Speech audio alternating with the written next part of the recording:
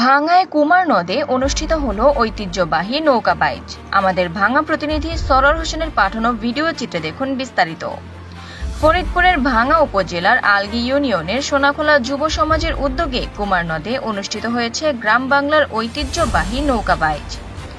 সোমবার বিকেলে নৌকা বাইচ প্রতিযোগিতা দেখতে ভাঙ্গা উপজেলা সহ আশপাশের হাজার হাজার বিনোদন প্রেমী উৎসুক জনতা নদের দুই পারে ভিড় জমায়।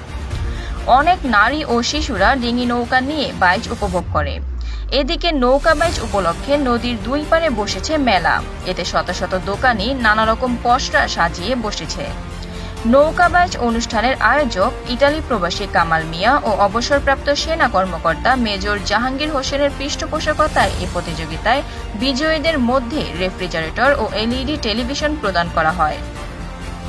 নৌকা বাইচ প্রতিযোগিতার অনুষ্ঠানের প্রধান অতিথি অবসরপ্রাপ্ত মেজর মোহাম্মদ জাহাঙ্গীর হোসেন বলেন, ভাঙ্গায় পানির অভাবে দিন দিন গ্রাম বাংলার ঐতিহ্যবাহী নৌকা বাইচ হারিয়ে যাচ্ছে।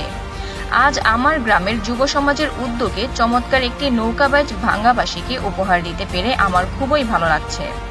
নৌকা বাইচ প্রতিযোগিতায় অংশ নিতে বিভিন্ন এলাকা থেকে ছোট বড় বেশ কয়েকটি নৌকা এসেছে।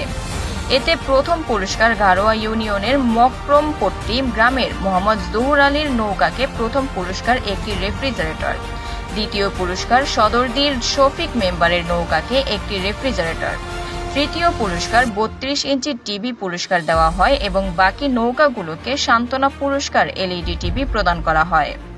নৌকা বাইচ প্রতিযোগিতার অনুষ্ঠানের মোহাম্মদ বাদশাহ মাতব্বরের সভাপতিত্বে মোহাম্মদ শাহজাহান খানের পরিচালনায় আরও উপস্থিত ছিলেন সবুর মিয়া বয়াতি, বিপ্লব মাতব্বর, জাহিদ মিয়া, আজম আলী মিয়া সহ প্রমুখ। আফরিন মোমো, নিউজ ডেস্ক, দৈনিক খোলা চোখ।